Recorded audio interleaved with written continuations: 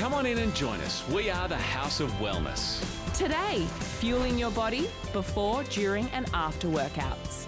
Every single cell in the body has fat in it. What we need is an abundance of good fats. Bad lifestyle choices lead to bad skin, but we have some good news. And we go straight to the source for the truth behind those health myths. Now, the truth is that natural carbohydrates that are found in dairy and fruit are the body's primary source of fuel. A show for everyone, packed with inspiration, nutrition and advice on living the best life you can. It makes you feel amazing. So let's all get well, stay well, live well and look fabulous. Right here in the House of Wellness.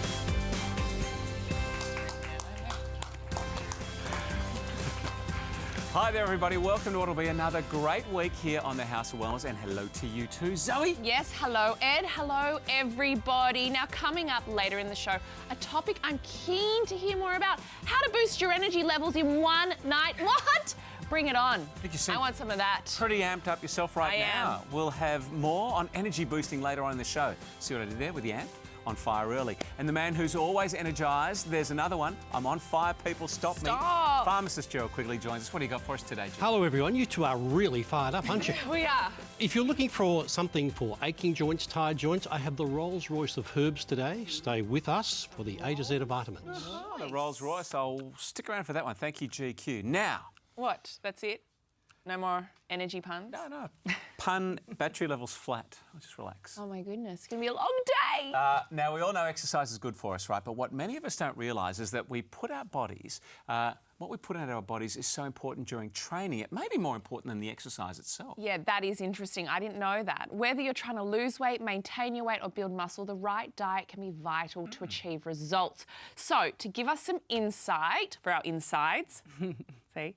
Joining us today is Zoe Bingley-Pullin. Now, Zoe, I didn't understand that the eating part was so important for training. I thought it was all about hydration. Well, hi guys. Well, look, eating is so important because there's certain types of foods that we need to get the most out of our exercise. Right. That's why I met with the fit pharmacist Holly Louise to learn that little bit more about how exercise and diet can give you the outcome that you want.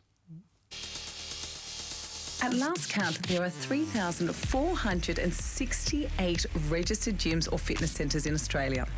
And as a rule, every single person that walks through their doors is there to achieve one of three goals: to lose weight, to build muscle and strength, or to improve their endurance. But to achieve these goals, the kitchen bench is every bit as important as the weight bench. And there's a lot more to matching food with exercise than you may think. With the help of our fit pharmacist Holly Louise, here's our beginner's guide to making those fitness goals a reality. If your goal is to lose fat, then the best way to do this is to combine weight training with cardiovascular training in the form of high-intensity interval training, or HIIT. HIIT training involves performing any exercise for a period of about 20 to 30 seconds at an extremely intense level.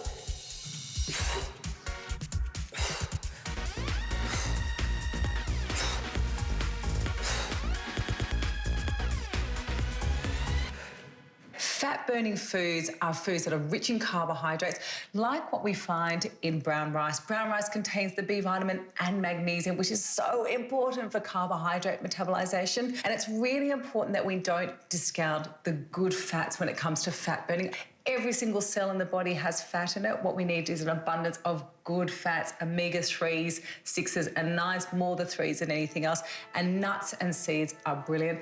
Put this all together and what have we got? A delicious, warming, nourishing porridge that everybody will love.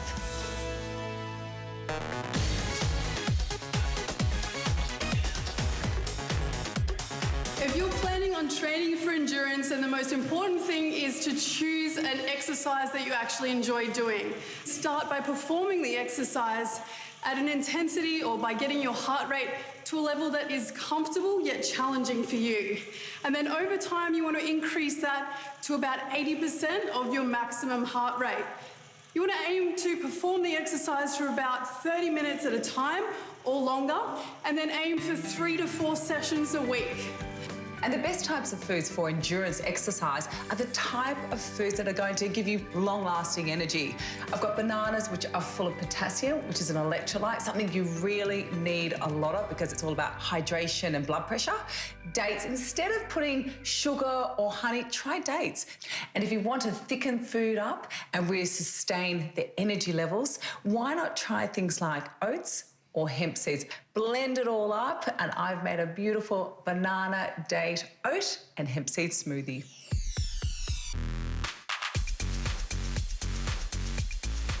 If your goal is to build muscle or get stronger, weight training should definitely be the focus of your exercise routine. One of my favourite weighted exercises to do are deadlifts. One of the reasons why I love deadlifts so much is that they pretty much activate all of the major muscle groups of our bodies. And by inducing a muscular contraction, we can actually build the size and strength of our muscles. Now, when it comes to building muscle mass, the best food group to do that is protein. What we need is complete protein. This is the type of amino acids that your body can't produce, that you have to get from your food. We've got 100 grams of salmon, beef and chicken, and all of them contain about 30 grams of complete protein. So this is the 8 essential amino acids. Now, you can achieve that from vegetarian protein.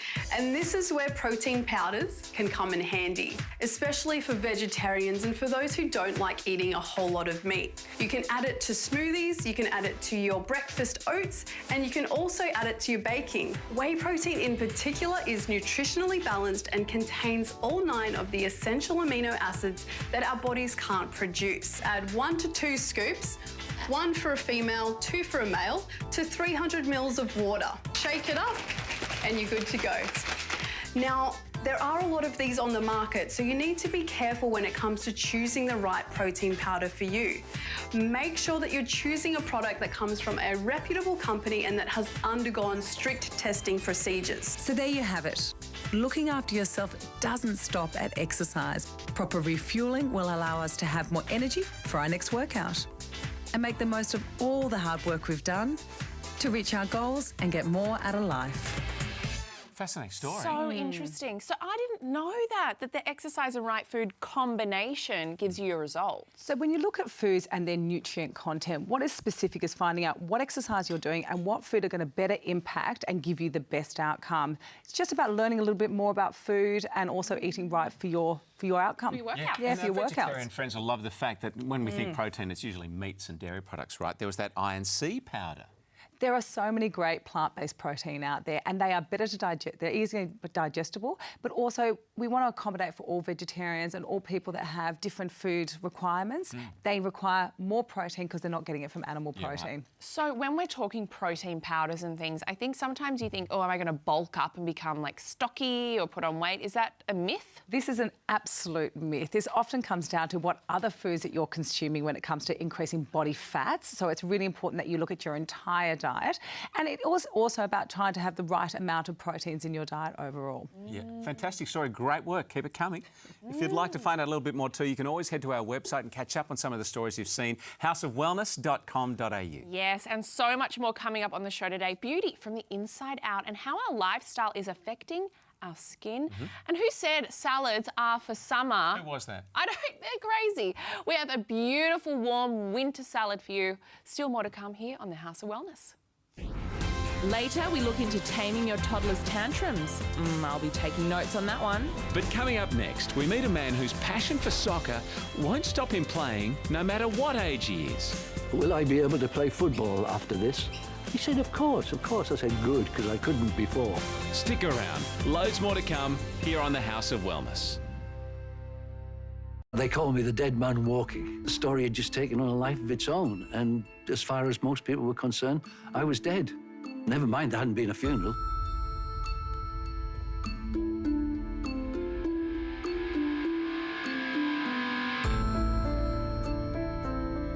Well, it goes back to 1998 when I was in Melbourne working, and I had a major heart attack. Fortunately for me, I was 150 metres from Royal Melbourne Hospital. 3 or 4 days after I'd had the heart attack, and the surgeon comes around. "Oh, Mr. Atkinson, have you got anything you'd like to ask?" I said, "Oh, yes, will I be able to play football after this?" He said, of course. I said, good, because I couldn't before. When I eventually did come back to Sydney, and one of the things they told me was, don't be a coronary cripple. Get out there, do what you've been doing. So I did.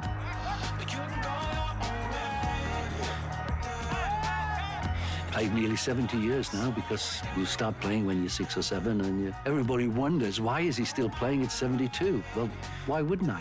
I'm no good at golf. Cliffy inspires me.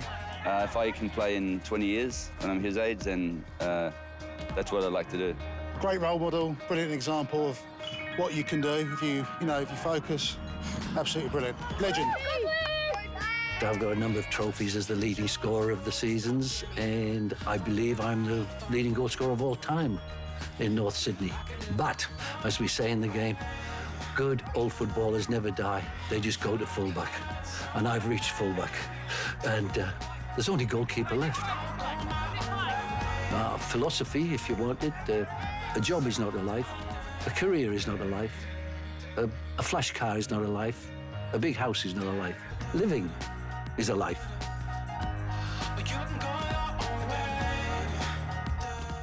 Good old Cliffy, hey? What an inspiration. Not only to the old, but to the young as well. And wouldn't he have lost some sleep over the last month or so with the World Cup? He would have been so excited. You know what? I reckon he's way fitter than you. Come on, I could take him. You could not. Now, just Quigley, if you're older and inspired by that story, check in with your doctor first about what sport would be appropriate for you. And check out our website too if you'd like to reach the real Gerald Quigley, ask him anything, or watch back some of our great House Heroes segments, or brush up on some of the fabulous recipes on offer. Check out the site, houseofwellness.com.au. Just you wait. As parents, we've all experienced it. Your toddler goes from cute and adorable to screaming at the top of their lungs in a heartbeat. More often than not, it takes place while you're out and about. Oh, so fun. I can't wait. Now, for parents, managing those public tantrums can be the toughest part of having kids. So before my little fox gets there, I want to know what we can do to avoid these temper tantrums. Good luck. And to shed some light for all of us dealing with those terrible twos, as they say, is baby care author and mummy expert Pinky Mckay. Welcome, help us, please. Hi, Pinky. Hi. They say hell hath no fury like the toddler who asks for toast and is given toast. Or it's come the wrong way. Yeah. But these tantrums come. Why? They're natural. You know, they're normal, and they all do come. You can't actually prevent them. The wiring that produces these big emotions that toddlers can't really cope with, they're not equipped to cope with these big emotions, they're overwhelming the toddler, and the brain connections and wiring that helps them calm themselves down doesn't even start to come on board till they're at least 3 years old. So should we be concerned when this is happening to our gorgeous little angels? No, but we can help those little angels. You know, they're not being a problem, they're having a problem. That's a good way to look at it. Yeah. Not being a problem, having a problem. Yeah, OK. Yeah. So we've got to hang until at least they're 3. Even then, that's a long time. I mean, you've experienced it yourself with your child as well. I mean, they have these meltdowns, don't they? Yes, I was hot day, walked to the supermarket, lifted my child up to the fridge, said, "Would you like an icy pop?" Now, that was a really dumb thing on my part. I should have just picked up 2 choices and said, "Would you like this one or this one?" Points to the box of 24. And I said, "Sorry, you have to have this one or this one." I was ahead of, totally ahead of myself. And he threw himself on the floor, and a man walked past and said, "Who needs a good smack on the..."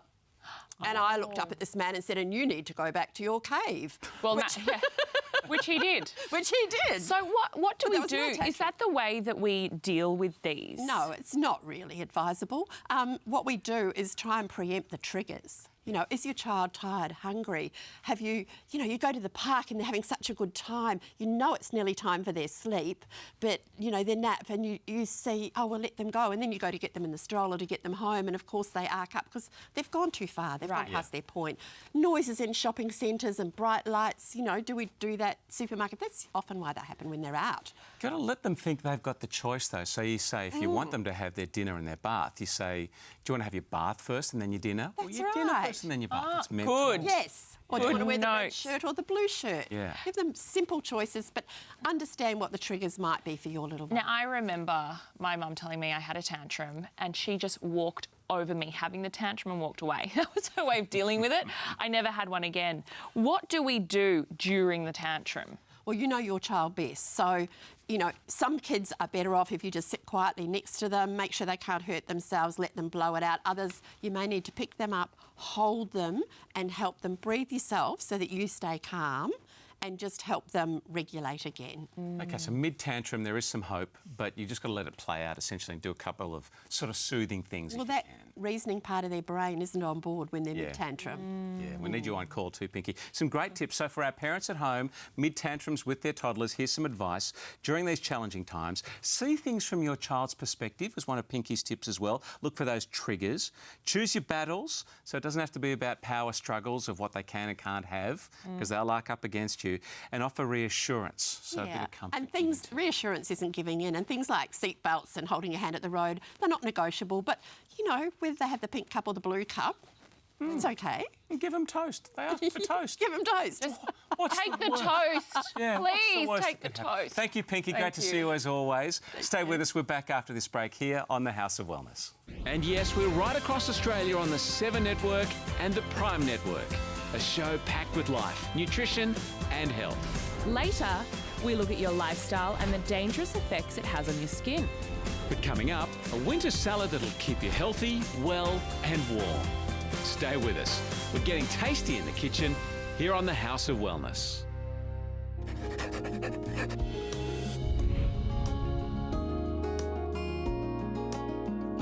Today, we're making beautiful, healthy, hearty winter salad with a boost for your immune system, courtesy of spirulina. You begin by baking fresh broccoli florets until lightly charred and tender. The pesto dressing is a mix of basil, garlic, grated parmesan, lemon zest and juice. 2 teaspoons of spirulina and olive oil, all blitzed to a smooth paste. To serve, simply combine cooked barley with the charred broccoli, toss in tomato wedges, then top with your spirulina pesto.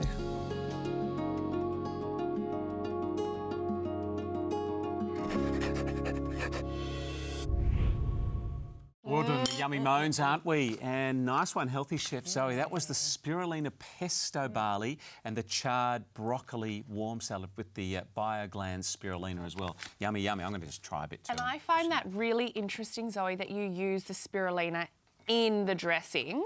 Because is it quite a strong flavour by itself? Look, it's not the most tasty ingredient, so it emulsifies, it mixes really well into sauces or dressing, and it's a nice way to kind of blend that goodness into You just got to get a quick good meal. That's the way it's done. Snap. Can you trick your kids into eating it? Oh, look, I think if you made this a little bit more on a sweeter tone, a sweeter note to it, it would work really well. But again, kids are very biased when it comes to colour, so maybe throw a bit of cacao in there or even a little beetroot. Ooh, you know, I do love spirulina. It is one of those great greens, full of your goodies.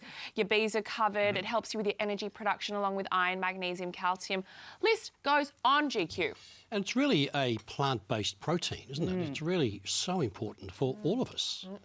Delicious. All right, let's dive into your calls. Standing by, first up, we go to Brian, who's in Gladstone in Queensland with a question for us. I'd like to know what women should take for a healthy baby, like avoiding spina bifida, all those sort of things.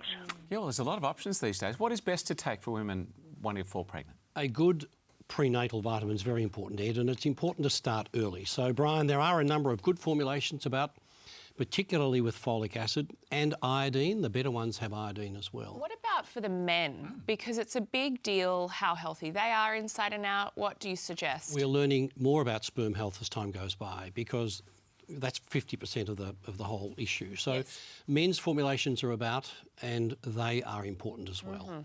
You heard it here. OK, and moving on, we have another email from Sam in Whittington, Victoria.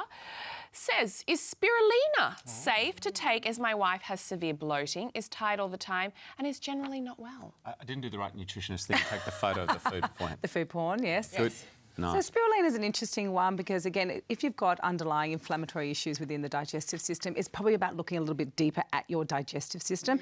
Spirulina is a very safe product to take. It's very alkalising, so it has a natural detoxifying, cleansing process to it. So I'd probably do a little bit of investigating and work out what is going on rather than just cutting something out completely.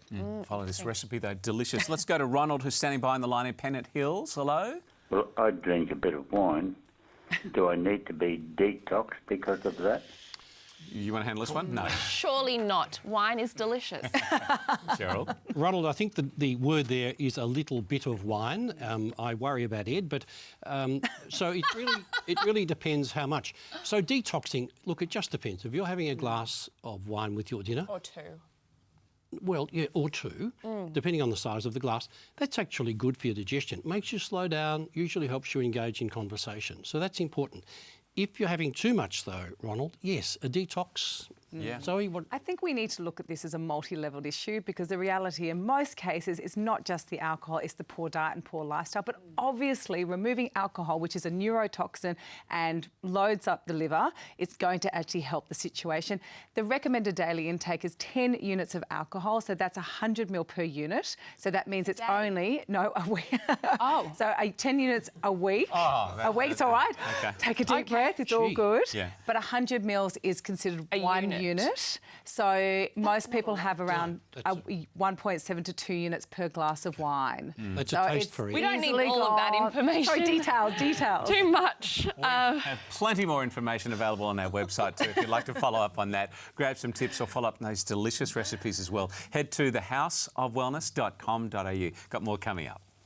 Coming up, how to get your mojo back with a good night's sleep. But after the break, we find out if an apple a day really does keep the doctor away. The biggest myth, I think, is that apples are good for your teeth. Stick around. Lots more to come here on the House of Wellness.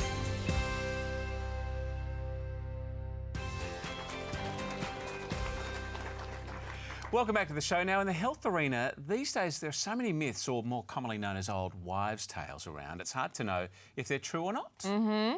That myth about carrots helping you see better, and you know the one about eating a crust, getting curly hair? Yeah, that's right. I mean, the carrot one was partially true, but it was pushed by the British government during the war because they were just developing radar. So they were saying, no, our pilots eat lots of carrots so they can see Look at really you! well. Mm-hmm. Wealth of knowledge. Fun facts today. But now, with nutrition rapidly changing, the health myths are changing too. So to clear up all this confusion, we sent Joe Stanley straight to the source of truth, our House of Wellness experts. You know when you get sick or your child's sick or you have any kind of medical problem whatsoever, there's always those really useful people standing by to offer their advice.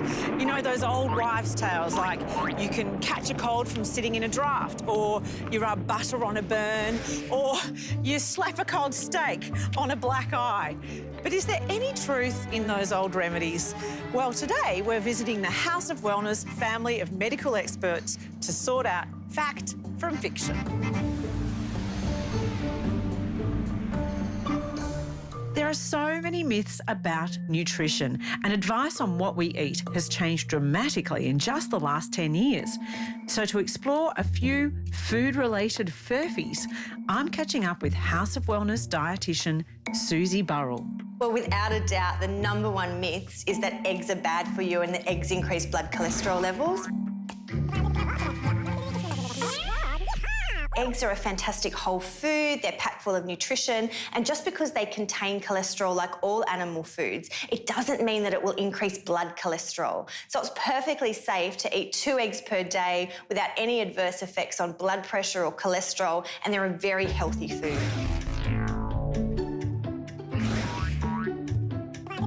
The other most common question I'm asked is whether people should cut out their carbohydrates. So their bread, rice, cereal, pasta, their fruit. Now, the truth is that natural carbohydrates that are found in dairy and fruit are the body's primary source of fuel. These are the ones the body runs best on, and it's just about how much you have at what time.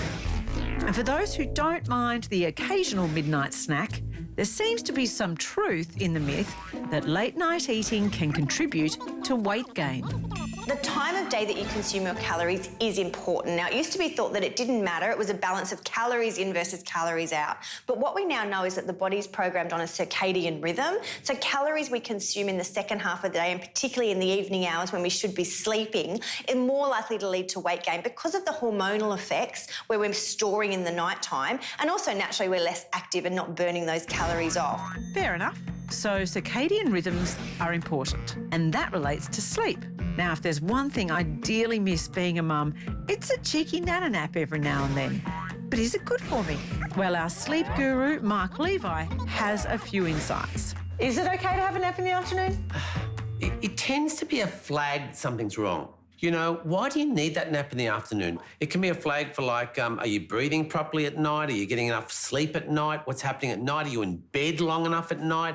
Are you watching TV all night? There is an optimal length for a nap, but I don't know what that is. 30 minutes max-ish is sort of the ideal nap. Because if you sleep longer than that, Joe, you're into some deep sleep. When you actually wake up, you've just disturbed yourself from the middle of this. You know, you're going to wake up really disorientated. So if you're really having a nap, it should be a really short, sharp, crisp power nap. Sleeping 5 hours, that's a myth. Can we just say that's a myth? Can we both agree that's a myth? Okay. People think they can, but, you know, the body really, you're taxing that body really, really, really badly. If you're sleeping 5 hours, do you know you're 300 times more likely to have a car accident? OK, back to some slightly less confronting medical mythology. You may be relieved to know if you swallow gum, it won't stay in your system for 7 years, as is often thought. It'll simply pass through your system in good time. Which made me ponder, what about digestion myths?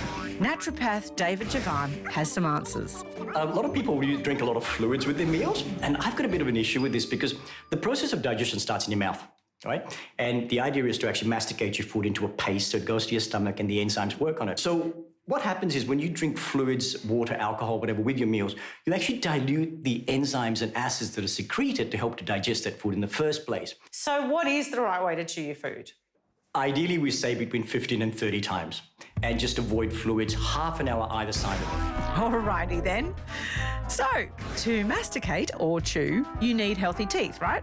I'm going to visit dentist Luke Cronin to see what's true about dental health. The biggest myth, I think, is that apples are good for your teeth. Are they not? No, apples have got a lot of sugar in them. Fruit is actually put out there as something that's good for you, but in many ways it's not. There's a lot of sugar in apples. Okay. You're looking at 3 or 4 teaspoons. 3 or 4 teaspoons in one apple? Yes. And any other myths? That whitening damages your enamel.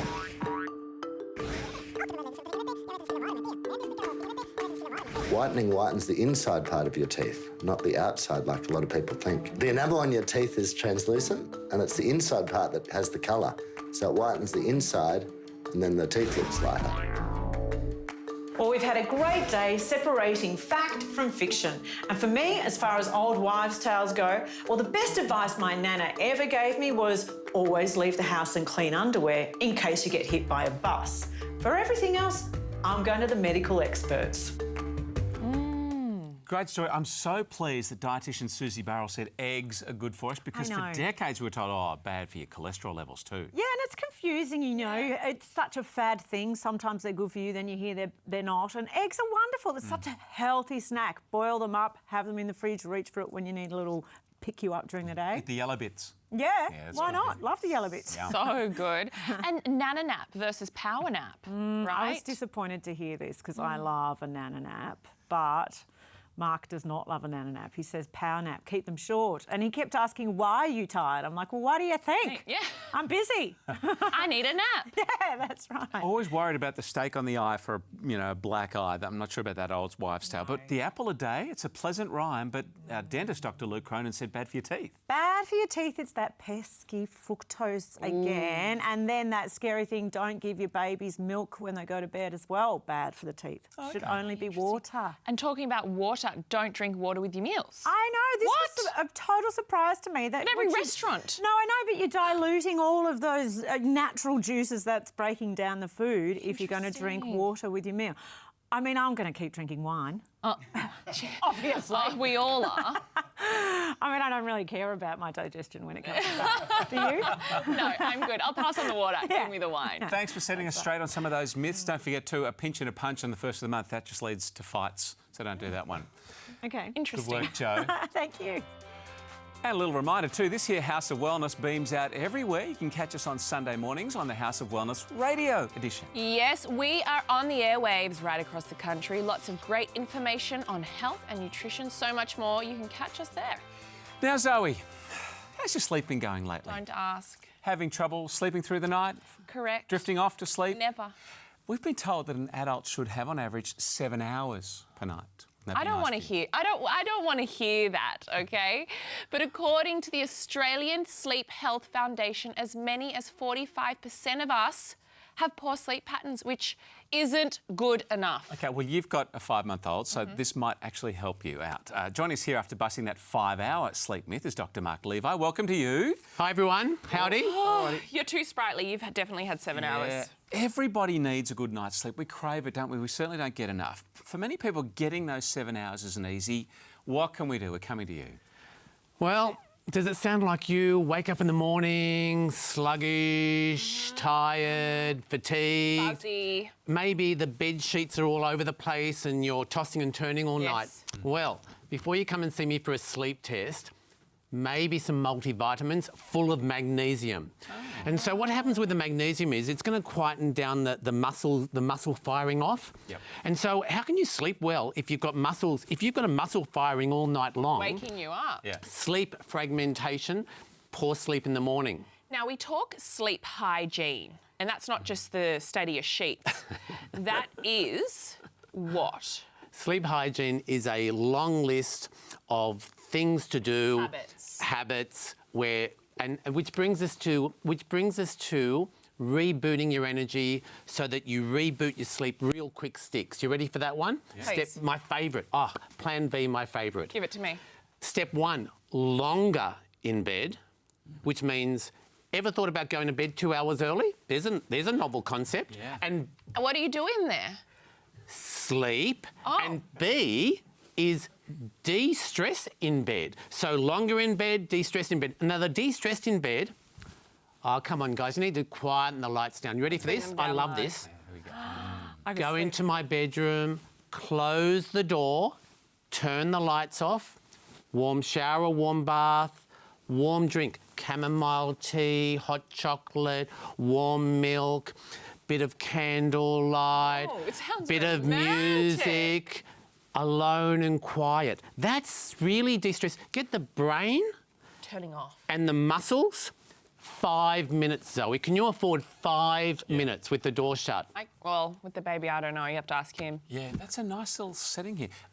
What do all those things do? Why do they work so effectively for a good night's sleep, I wonder? You need to quieten down the brain, Ed. You need everything needs to be quietened down. And you also need to ponder what you're lying on because you've got a pillow. Yes. Good point. Great point. The beds?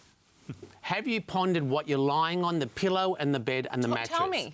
So, did you know, Zoe? No. Did you know that your pillow grows a family of germs and bugs? I can't, Mark. I can't. So change your pillow often. Get your pillow changed more often. And the mattress. The other thing is the pillow's going to get less spongy and soft and gooey and won't support your head as well. So it's got a shelf life. You've got to get rid of it eventually. Otherwise, you're going to wake up with a sore neck. Hey, I read a stat. I think people keep their mattresses on average for about 10 years. Is it? Oh, my God. Wait, is that too long? Turn it over regularly. Zoe, go home, get a broomstick out and do the broomstick checks. Yeah, right. And so what you do is you get a broomstick and you roll it on the bed and see if there's a really big concavity somewhere. Yeah, right. Where you're sleeping. And if you've had that mattress for 10 years, you've probably got this huge dip. And how can you wake up in the morning feeling rebooted if that's what you're sleeping on? All right. Gosh, you're a genius. Great tips. We're going to get to that 7 hours, don't you worry. And a new mattress. Absolutely. So maybe a multi, you mentioned magnesium as a nice relaxant. Try and de-stress before bed. Take a little bit more time. And go to Bunnings, get a spirit level and check that your mattress is okay. Flip it, turn it and get your pillows changed over. Thanks, Dr. Mark. Great to see you. Good to see you guys. Thanks, guys. Coming up, aching joints? Then stay with us for the A to Z of vitamins. We've got a natural anti-inflammatory for you.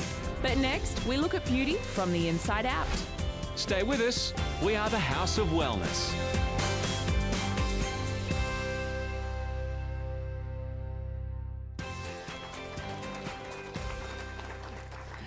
Welcome back. We've always been told that having a good beauty routine, moisturising and avoiding too much sun were the secrets to glowing youthful skin. But, according to our next guest, regardless of your beauty routine, your lifestyle could be your downfall and maybe leading to skin damage and premature ageing. So here to help us look at beauty from the inside out is Swiss National Training Manager Di Mitchell-Moore. Hi Di, welcome. Pleasure to be here. Now, this is a big one. How does our busy lifestyles, the harsh Australian environment, affect our health and our skin? Yeah, it's look, most people really understand harsh UV rays are going to affect their skin. That's something that we really commonly know about. But many of us don't stop and think about how our inner health and what's happening inside is also affecting our skin. Our skin is our largest organ. It's alive and it regenerates every 1 to 2 months. And all our blood circulates and feeds our skin with all those beautiful vitamins and nutrients and antioxidants. So if we're really stressed, if we're not sleeping well, which is really common these days, unfortunately, then that really affects the way that our inner system can really support and keep our skin really healthy. All right, so we don't need to move to the Northern Hemisphere to sort of dodge the oxidative stress that our bodies are going through, but what other ways can we combat that? Combating oxidative stress is the big one. So it's an overload of toxins, basically. But people often think of pollution as a toxin, but they don't think of stress hormones and our body needing to cope with breaking down chemicals and all of those sorts of things. So obviously the answer is antioxidants. That's the way we combat it. And they're natural compounds that come from our foods and our fruits and our vegetables. So how can we amp up our antioxidant intake? Well, definitely by eating lots more brightly coloured fruits and vegetables, particularly vegetables. Okay. So reds and orange and greens, but we can also do it through beautiful natural extracts that are concentrated and can give us a daily boost as well. So we're starting to think about maybe some supplements. Can our skin care help with antioxidants? Yeah, definitely. So internally we can take things like blood orange.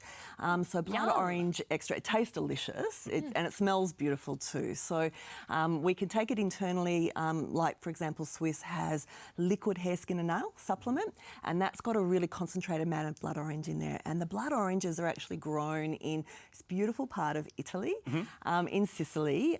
Mount Etna is a volcanic mountain, so therefore the soil is really rich in nutrients, and when it's rich in nutrients it feeds the oranges and makes them really potent and powerful. So this is perfect for us to be taking and giving those antioxidant boosts throughout our system. But then with skincare we can also topically add it to our skincare so it's absorbed through the top of our skin as well. Clever. So other than the blood orange, what other ingredients should we be looking at when we're taking care of our skin? Yeah, look, another great ingredient that I love is coenzyme Q10. So I'm in my 50s, and as we age, our natural coenzyme Q10 levels decrease. So by popping it in our skincare, we can give our skin a boost of antioxidants every day. Beautiful. Yeah. Vital stuff, and there's a great range from Swiss, as we can see here in front of us as well. To recap and to keep us feeling great and looking youthful as well, some great tips from you, Di. Eat the rainbow. Definitely. Yeah, go for all those colours. Look after yourself, your well-being daily, really important tip too. Balance all those harmful stress hormones you mentioned. Yeah, relaxing. Meditate, right? Walk, relax. Yeah, like more of us thinking about exercise every day, but we're not adding this to our daily routine, and we really need to be. Let's not go climbing active volcanoes in Italy, but that's all taken care of with these added supplements from Swiss too. But think natural as well. Some great tips. Thanks, Di. You're welcome. Thank Pleasure. you so Nice to see you. much. Stay with us. We're going to be back right after this break here on the House of Wellness.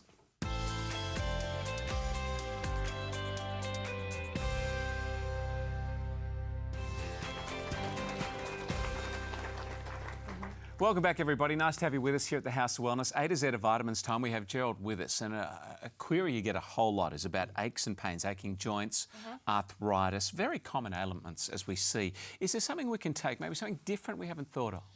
The start of the show, Ed, I mentioned a royal solution here, and turmeric's been around for a long, long time, about the 13th century. Yeah, right. So, and it's been well proven in lots of different aspects of Oriental medicine, Chinese medicine and Indian medicine, the benefits of turmeric. And we, in Australia, tend to focus on its application to joint pain, but it's got a lot of other applications for general health as well. So when I am taking turmeric like this one, is it best to take it with or without food? Does it matter? It usually requires some food to help the absorption. So we're talking about, it doesn't really matter what you swallow, it's how your body uses it, Zoe. And with an oil-soluble herb like this, it's important to give it some food and some action. So your tummy's working and then it's absorbed a lot more easily. Good point. So have a look at this. It comes in the capsule form. We can see it in the powder. This is the funny-looking little turmeric root, I guess, That's the isn't it? rhizome or the root, yes. OK. So what's a better option? What's the better way to take it? Well, in capsule form, you're normally then getting, Ed, a definite dose Right. with a definite outcome expected. Usually cooking is very good because it actually adds a little bit on top, but it's got to be put in something that's oily, so curry or soup, because For it to then be to absorbed. be absorbed, yes, and that makes fine with that. Because if you put So it just putting it in a juice or something, it's not going to be absorbed. you'll get some, Okay. but it's inconsistent. So All right. taking it in a supplement gives you a consistent Great dose. options. The A to Z of vitamins, by the way, brought to us by Go Healthy for healthy energy and vitality. Try New Zealand's #1 premium supplements, now available in Australia. All right, we've got time for some more calls. Barbara's been standing by patiently in Ryde in New South Wales. What can we help you with? A cure for itchy scalp, or at least some relief for itchy scalp. All shampoos and lotions I've tried haven't worked. OK, I'm sure there's some shampoos maybe you can think of to help. It's difficult because when you get an itchy scalp, you tend to look at these anti-itching or sometimes coal tar-based shampoos, which set up itching as well. So there are some magnificent shampoos around. Someone called Chlorane's got peony, which is a herb. Love chlorine. Peony is a softening, gentle, soothing herb, so perfect for Is that scalps. different to the flower? Well, it's an extract of the flower. So pretty. Lovely. Got an email? Yes, we do have an email from Faye in Warragul, Victoria. She has said, my 4-year-old grandson has eczema on his chest. We've tried all kinds of creams and diets. What do you suggest? We've already tried gluten and dairy-free. My baby Fox has eczema too at this time of year. It's called the inflammatory cascade, Zoe. So we get a runny nose and then we sometimes even get asthma, but certainly eczema is in the equation as well. Now remember, the skin's a protection, so we've got to nurture that. And in Fox and in this 4-year-old, the skin is trying to get up some protection against the outside elements, and this is the worst time of the year. So cleansing with soap-free cleansers, moisturising every day, twice a day. He won't like it, but the benefits are there. Okay. All right. Back to the phones we go. Monica's in Brisbane Downs calling through. How can we help you out? My mouth is sore, my gums, my tongue. In fact, at one point it was all swollen up and I have trouble eating. Yeah, we've got to help Monica out. Quick tip. Look, Monica, your mouth is a sign of your overall health, so it's worth going and getting a checkup, and certainly start on a multivitamin. Really important. Interesting Okay, stuff. great advice. There we go, team. Another great show on the House of Wellness this week. Zoe, what did you learn and learn? That spirulina can be used in a very nifty way. Indeed it can, and so Right. deliciously too. If you'd like to watch this again, by the way, you can always head to our website, houseofwellness.com.au, and catch up on some stories. You won't want to miss next week's show, by the way. We'll be hitting some big issues. Your child's gaming addiction. If you've heard of the game Fortnite, you'll know what we'll be talking about. And of course, midlife crisis. Is it a psychological problem or a culture myth? Going to find out more about that too. Thanks you guys. Thanks to you as well for joining us, and also to our friends at Chemist Warehouse. That is all from us. Have a healthy and well week. Bye.